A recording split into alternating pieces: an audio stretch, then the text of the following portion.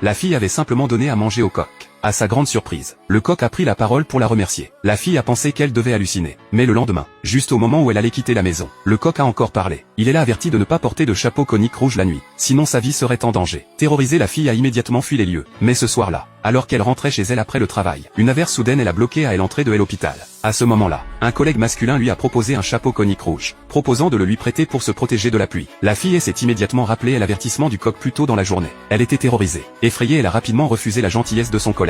Mais sa meilleure amie, qui ne se doutait de rien, a arraché le chapeau des mains de la fille. Elle a mis sur sa propre tête et est partie. Cependant, le lendemain, en allant au travail, la fille a remarqué que la route était bordée de villageois rassemblés pour regarder. Curieuse, elle s'est avancée pour voir. Mais je ne m'attendais pas à ce que la personne allongée sur le sol soit la même amie qui avait porté le chapeau rouge la veille. Cela a terrorisé la fille. Elle n'aurait jamais imaginé que les mots du coq de la veille se réaliseraient vraiment. La fille a immédiatement exigé de savoir du coq ce qui s'était passé. Mais le coq n'a pas répondu. Alors la fille a donné de la nourriture au coq.